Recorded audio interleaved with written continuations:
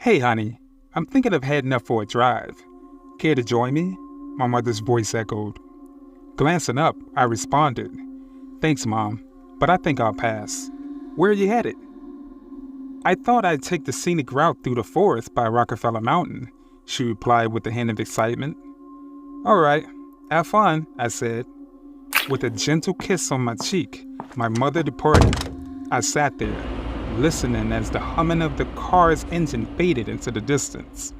Settling into the couch, I grabbed some snacks from the fridge and began mindlessly watching an old war film. The movie, combined with the coziness of the couch, gradually pulled me to sleep. As quick as I fell asleep, an insistent vibration of my phone jerked me back into consciousness. Rubbing my eyes, I picked it up and was met with a series of missed call notifications, all from my mom. I tried returning her calls, but each attempt was met with her voicemail. Glaring at the clock, it read 10:48 p.m. She left precisely at 3:23 p.m. No drive, especially on that trail, would take that long. A storm of thoughts began to rage in my head, each more worrisome than the last. Had she gotten lost? Had the car broken down? Or was it worse? As these scenarios whirled in my mind, a sharp, sudden sound pierced through the air, the ring of the doorbell. I sprang from the couch, feet pounding the wooden floor as I raced to the door. The narrow view through the peephole revealed the face of my mother, but something was off. Her eyes, usually full of warmth, seemed distant, almost hollow. Swinging the door open, my voice was a mix of relief and frustration. Where have you been all of this time? As she met my gaze, those unsettling vacant eyes seemed to peer right through me. Silent, she brushed past me with an air of detachment, making her way to her room without uttering a word. The next day was normal. I found her in the kitchen going through the familiar routine of preparing breakfast, but there was a change in her demeanor. Our usual conversations were absent, replaced by silence. As I readied myself for work, I tried to bridge the gap. Hey, Mom, I'm heading off to work. See you later. All I received was a nod, a silent acknowledgement, leaving a cold space where her usual warm response would be. I got off of work late. I pulled into the driveway around 2 or 3 a.m. Trying not to make a sound, I crept into the house, not wanting to wake my mom. I tiptoed to the dimly lit halls towards the kitchen to grab some snacks and take them to my room. But when I flicked on the kitchen light, there she was, my mom, standing still, staring outside the window towards our backyard. The sight took me aback. Mom, why are you up? What are you looking at?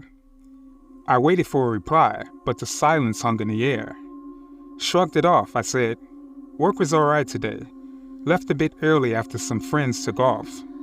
While grabbing my stuff from the fridge, I couldn't help but ask Mom. You okay, Mom? She answered, still staring out the backyard. Yes, okay. The way she spoke was odd. It was too upbeat, like she was thrilled about something. It didn't fit the moment at all.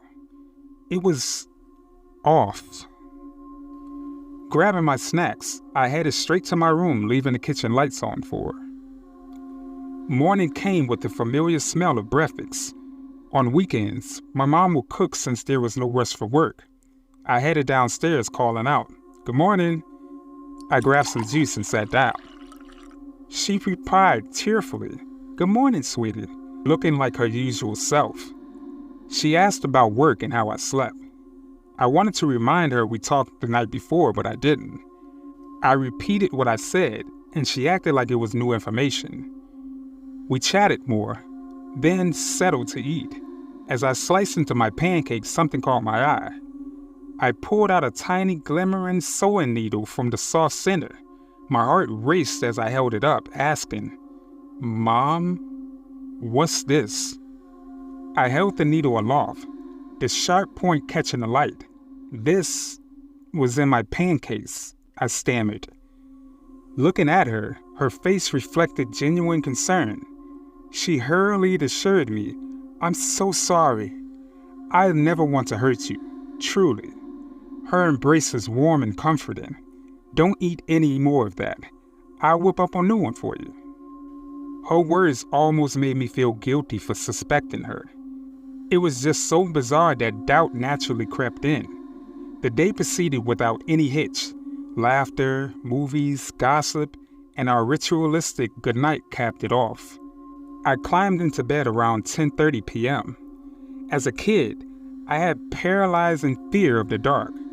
To combat this, my mom had placed 2 nightlights, one in my room and another one in the hallway. Though my room was now devoid of the light, the hallway still had its comforting glow. Awakening for a sip of water, I froze. The glow from under my door was intermittently obscured. A shadow. Someone stood there. Stifling my breath, I watched for what felt like an eternity, the shadow unwavering. "Mom?" I said softly.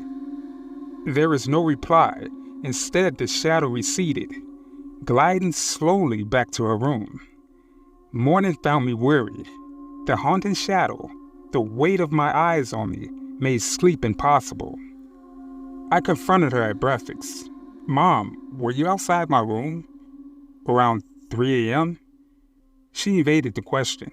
Instead, her voice tinged with nostalgia. "Do you remember letting me brush your curls when you were little? Let's do that now." Beside the sink, conditioner and a brush awaited. Recent events screamed caution, but this is my mom. I relented, sinking into the familiarity of a touch. As she worked on my tangles, time melted. Our conversation continued as she rinsed my hair, but as I was talking, I suddenly felt a hard grip tighten in my hair. Without warning, my head was forced into the water, filling the sink. Panic overtook me. I was being drowned. It's surprising how weak you feel in a situation like this, with your mind racing and someone using their entire weight to hold you down in the back of your head. My arms flailed, at times trying to push myself up using the edges of the kitchen counter. After what felt like an eternity, the grip released. Gasping and coughing, I pulled my head out of the water and spun around to confront my mother. "What the hell are you doing?" I yelled while trying to make sense of what just happened. That was the first time I actually cursed at my mom. But I mean, what the actual hell? She started laughing, pointing at me with one hand while the other slapping on her knee. "I got you. You should have seen your face." Staring in shock, my displeasure was clear enough that her laughter faded, replaced by a look of concern. "Come on, don't be upset. It was just a joke." She stepped closer, arms open for a hug. I quickly sidestepped, keeping distance between us, a wary expression evident on my face. I was genuinely afraid. It wasn't the kind of joke my mother would make. She'd never take a prank to such extremes, certainly not the ones that could hurt me. It was at this moment I realized something was terribly off about her. In fact, I began to doubt if that really was my mom at all. From then on, I became distant. Our conversations were minimal, only out of necessity. I began to avoid meals, spending more time locked in my room. Those eerie nights when she'd stand outside my door persisted. It was like clockwork, always around the same hour, and every night, after a while, the shadow would recede. I grew more anxious, opting to leave the house frequently, taking refuge at friends' places just to avoid being home with her. She stopped going to work altogether. During the day, she'd be in the backyard, engaging in strange activities, digging random holes, thrusting a shovel into the ground, or just standing there, seemingly talking to herself, though I could never make out words. However, last night's event is one that will forever be etched in my memory. Before drifting to sleep, I recall praying for an uninterrupted night's rest. The mere sight of her shadow under my door had become a haunting and fearsome nightly ordeal. I found myself jolted awake in the pitch blackness of my room. Reluctantly, I shifted my gaze to the bottom of my door. As I feared, her shadow was there. She was standing just outside, silent as ever. I tried to force myself back to sleep, but given the circumstances, sleep eluded me. Then something different occurred. A knock. 7 soft, deliberate knocks. After the knocks, silence consumed the room. Laying there, fear paralyzed me. Was tonight different? Why did she decide to knock now? A chilling thought struck me. My door didn't even lock. It never did, even from my childhood. The last semblance of a barrier between us wasn't even secured. The eerie knocks resumed, more insistent this time. Knock, knock, knock, knock, knock, knock. Reacting instinctively, I pulled my covers over my head, clinging to those childhood beliefs of safety, but deep down, I knew it wouldn't protect me now. The sound of the door creaking open made my heart pound harder. I braced myself, waiting for the sound of footsteps, but there were none. Had she retreated? Or was she just standing there, watching? Minutes dragged on into terrifying silence. Then suddenly there was a rapid scuffling of noise. It sounded impossibly fast, moving from the floor to the walls to the ceiling. The entire room echoed with it. Blind terror overcame me, thoughts racing uncontrollably. Is she crawling on all fours? How is she moving this fast? What is she doing? Am I gonna die? These fears consumed me until darkness took over. Whether from stress or sheer panic, I lost consciousness. Gratefully, it spared me from whatever horror unfolded that night. When morning light finally greeted me, my room was a mess, everything thrown into chaos. It was nowhere in sight. Did it leave? Is it still in the house? These questions remain unanswered. Gathering my courage, I finally left the safety of my bed and managed to prop a chair against the door for some semblance of security. I'm at loss for what to do next or whom to turn to, but one thing is certain. I can't spend another night here. The house has been eerily silent since I woke up. I'm preparing to move the chair and make a break for it. So far, there's been no sound outside my door, which I hope means the coast is clear. Growing up in our house was filled with warmth and laughter, thanks mostly to my mother. She was the kind who would leave sweet notes in my lunchbox, and every night, without fail, she would tell me stories of our own childhood until I drifted off to sleep. She was the cornerstone of our family, the guiding light. We were close, incredibly so.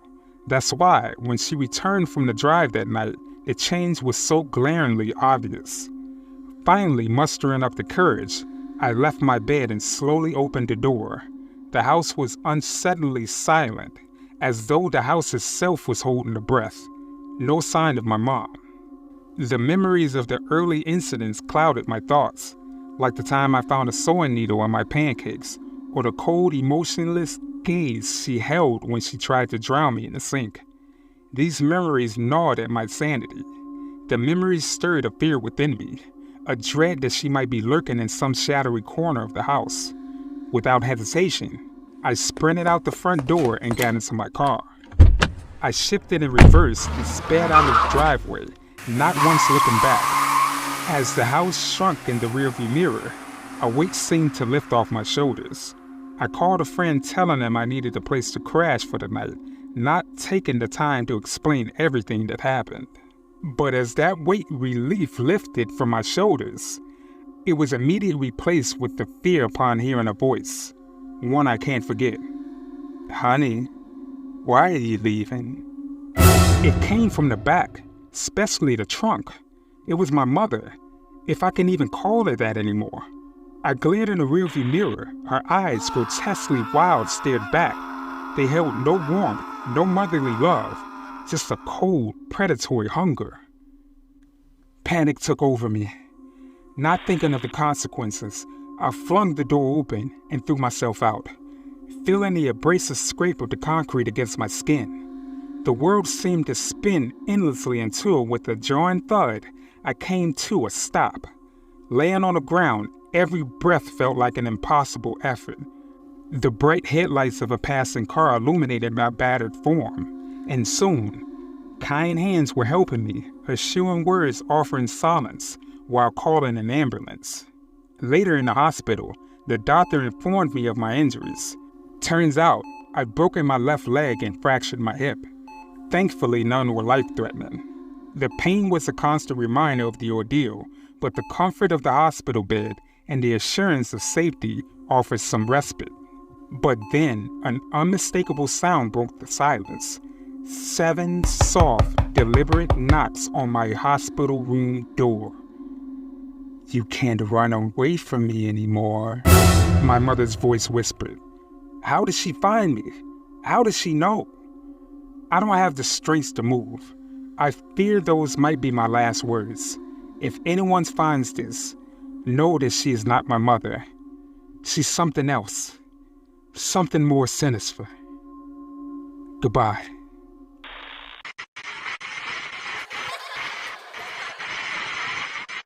Good evening, everyone. This is Yuri K, and this is the end of the video.